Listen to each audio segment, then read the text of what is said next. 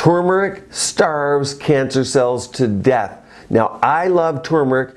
It's one of my 4 core supplements I and my patients take. There's much more, however, to turmeric than just skin and inflammation, and many of you have asked me to talk about the anti-cancer benefits and prevention. Today, we'll do just that.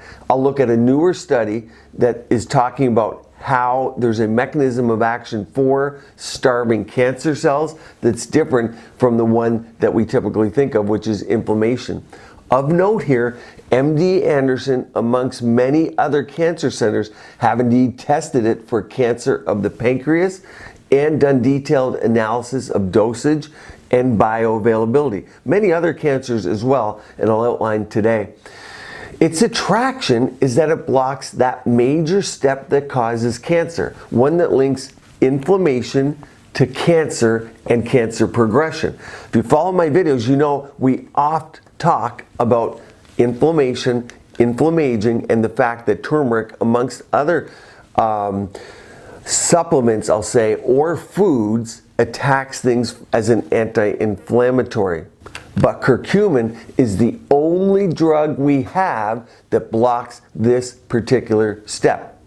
Number one, yes, I called it a drug. I'd say it's the closest supplement we have to becoming a drug. One big stumbling block for being FDA approved is it has poor absorption. So we have to establish a cause and effect.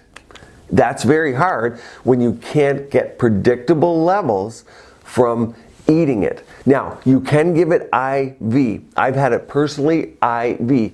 So you put an IV line in, you put a bag up of curcumin, it takes about an hour to get, because it does burn a little bit, you drip it in. Now, I have no vested interest. I don't have an IV bar. I don't do IV infusions of curcumin. I'm just sharing that with you. As a side note, curcumin, as a reminder, is the active ingredient in turmeric. So turmeric, whether you take it as the root or you take it as a supplement, the active form is curcumin. That's why I'm saying curcumin and turmeric interchangeably. Number 2 in there of note is that inflammatory pathway is known, but today I'm going to show you one different pathway that people are looking at, which is the energy pathway. But first, understand there are existing today over 4,000 published studies that describe the anti-cancer effects of curcumin. Today's study, as I said, is going to be about that additional mechanism that starves the cancer cell of energy. Keep in mind the cost benefit of curcumin is highly favorable with minimal downside. So the fact that it's not an FDA approved drug, understanding that some supplements that we take do have a lot of side effects. Coming to mind would be something like garlic, and I have videos on that. I like garlic, but a lot of people can't take it. Keep in mind the cost benefit of curcumin is highly favorable with minimal downsides. You can't say that of all supplements such as garlic. Sometimes garlic, not everyone can take it, and that's why we look at things like black garlic that have more favorable side effect profiles often in our patients. In fact, studies have been done with turmeric of about 8 grams. If you take on average a supplement, that's about 800 milligrams. So 1/10 the dose is what you see in your supplements. If you're already supplementing with it, look on your vitamin, it will be labeled. Here's mine, you can see there's 800 milligrams. I add ginger, quercetin, piperin. Now I talked about the absorption. Pepper is something that increases it multiple fold for absorbing it if we're taking it orally. Now if you're using turmeric root, taking pepper helps. Absorption is a very key element with turmeric. Also, as an aside, we often think that maybe the turmeric doesn't just get its effect from being in the bloodstream, but actually affects the gut and has such a favorable profile in the gut that there's mechanism of action through the bowel without it even having to be absorbed. So you can see many more studies are coming, but let's get into today's one on starving cancer. So cancer cells are, in simple terms, cells that are growing out of control. They're not abiding, by the cell reproduction limiting mechanisms that our body has in place. Thus, cancer cells require a tremendous amount of energy to promote this rapid growth. This new study we're talking about today shows how curcumin can selectively starve tumor cells. Selectively is going to be a key. This mechanism is especially appealing for cancer chemoprevention because it would target the great majority of cancers, because this pathway exists in many cancers. I'll outline a few specific cancers at the end that have been extensively studied with curcumin. The starving we're talking about occurs by depriving the cells of their ability to make and use ATP. Many of you have heard of this. It's an energy currency within the cells, adenosine triphosphate.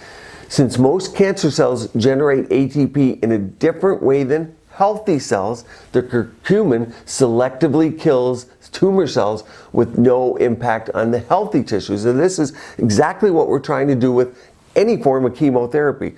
We wanted to target, and that's why you hear of gene targeting is the next big thing. You see, cancer cells have a very unusual oxygen-free mechanism of extracting energy from glucose to produce this ATP. It's what makes them function, or allows them to do this. Normal cells, they do require a lot of oxygen, and this is normally one of those limiting factors that I mentioned that stops out of control growth. But the cancer cells, on the other hand, they can survive in this low oxygen environment because they can grow rapidly without it. So by attacking that mechanism, that's a very specific way to target fast-growing cells. Since many types of cancer use this metabolic kind of a trick to extract the energy, the researchers studied curcumin's impact on a variety of tumor cell lines. So in this study, they didn't just look at one tumor cell line. They looked at things like leukemia, breast, melanoma, and colon cancers. Let's look at the findings here. I'll outline them in rough form, and then we'll look at the study to see some key points. So that way, if you do want to read the full study yourself, you can look at it. But what are the key findings that those that want to extract that from this video first? The first part of the study showed that curcumin was able to reduce the levels of ATP synthase. That's the enzyme that creates ATP in all 4 tumor cell lines in culture. Number 2, they found that it could reduce the cellular levels of ATP in 3 of the 4 cell lines that we have in the body. For those wanting to geek out a little bit more, the 4 cell lines are epithelial, endothelial, neuronal, and fibroblast. But number 3, they found there was a lower ratio of higher energy ATP to lower energy AMP in all 4 cell lines. So that's one thing. So they're showing that it can reduce the amount of energy available. Number 2, the next step, they implanted aggressive skin cancer cells or melanoma cells into live mice. Half of the mice were treated with curcumin and the other half served as a control group. Just 2 days into the study, the curcumin treated mice were demonstrating significantly slower tumor growth. The tumor growth had remained significantly slower for the entire period of the study. Not surprisingly, and here's the kicker, the ATP synthase, ATP levels, and the ATP to AMP ratio were significantly lowered in the curcumin group. These results give us a clue that the energy starvation was the mechanism of action by which curcumin slowed this growth. One of the energy starvation treatments we do for tumors is to cut off the blood supply by embolization, but it's much better to do this with a non-toxic supplement if possible. In other words, we know the tumors need more blood supply to grow, so radiologically you can put a catheter and you could find out where the tumor is growing the most, and boom, just like a stroke in the brain is where you stop blood supply to an area, that's a negative kind of a stroke. You can induce a stroke to a tumor so that you get less blood flow to it. But this would do it through a supplement, through a non-toxic element. That's the idea here, slow down blood supply. Next is, can the curcumin prevent new blood vessel growth. So cancers need this blood vessel growth and development to support all the nutrients of these rapidly growing cells. Blocking this process is an important way to limit the growth and the spread of a tumor. After removing the tumors from the mice, in this exact study, the researchers found that the curcumin supplemented animals' tumors had fewer new blood vessels. So there you go. Again, that other mechanism of action seems to be at play. This indicates that the curcumin reduced the tumor's nutrient energy access by limiting blood flow. So there's a lot to unpack here, and some of it we're inferring from what we're seeing in the study. But nevertheless, it is that other mechanism of action, and how that exact interplay is, of course, we don't know. You're just inferring from those three elements I aforementioned talk about, and looking at the fact that there is reduced blood flow, and then you kind of connect the dots. Of course, more studies, and very particular specific ones, will be done to study exactly that mechanism. Okay, let's look at this article here. Carcinogenesis 2018, okay, that's when it was done and published. Curcumin induces a fatal energetic impairment in tumor cells in vitro, meaning in a test tube, in vitro, outside of life, and in vivo, meaning in a living organism, by inhibiting ATP synthase activity. So let's move on in this article here. And if we scroll down, let's look at this abstract so you can see what we're talking about here. If we look, so curcumin has been reported to inhibit inflammation. We talk about that so much in the body, in the joints, in the eyes, in the skin. But here, inflammation and tumor growth. Angiogenesis, that's the production of new blood vessels. And VEGF, vascular endothelial growth factor, VEGF, that's something I talk about with PRF, platelet-rich fibrin. And metastasis by decreasing cell growth and inducing apoptosis, mainly through the inhibition of nuclear factor kappa. That's the one we know about. Now, apoptosis is the death of cells. It's how the body gets rid of cells. It's a natural way that cells die off. So to read that again, curcumin has been reported to inhibit inflammation, tumor growth, angiogenesis, and metastasis by decreasing cell growth and by inducing the death of cells, mainly through that nuclear factor kappa. And that's a master regulator of inflammation. So very important to know. Recent reports also indicated potential metabolic effects of the polyphenol. Polyphenol is turmeric, it's a polyphenol. Therefore, they analyzed whether and how it affects the energy metabolism of tumor cells. We show, so they talk about what they found, that curcumin inhibits the activity of ATP synthase, isolated mitochondrial membranes, leading to a dramatic drop of ATP and a reduction of oxygen consumption in vitro and in vivo tumor models. Very important, because just something in vitro, something that you show outside of a body, doesn't mean you can extrapolate it to a living thing or being. In this case, they did both. The effects of curcumin on ATP synthase are independent of the inhibition of that NF-kappa B. So it was a new or a different mechanism, let's say that, that did not affect the ATP synthase. Goes on to say, moreover, curcumin induces apoptosis, the killing of the cells, by promoting the generation of reactive oxygen species. Now you hear a lot more about ROS, reactive oxygen species. According to the in vitro anti-tumor effect, curcumin, and that's the dose, significantly delayed in vivo, so in the mice, cancer growth, likely due to an energy impairment, but also through the reduction of tumor angiogenesis. So also through the reduction of increasing blood vessels to supply oxygen and nutrients. So there's another mechanism. These results establish the ATP synthase, a central enzyme of the cellular energy metabolism, as a target of the curcumin, leading to inhibition of cancer cell growth and general reprogramming of tumor metabolism. absolutely huge. Let's go on to look. I want to show you just something in the introduction here because it gives you an idea a little bit of all these studies that have been done. So curcumin is a polyphenol. It's isolated from curcuma longa, which is turmeric. In turmeric, it is used as a spice and forms the basic yellow ingredient of curry. In recent years, many studies have reported anti-tumeral effects of curcumin, even for solid cancers after dietary administration.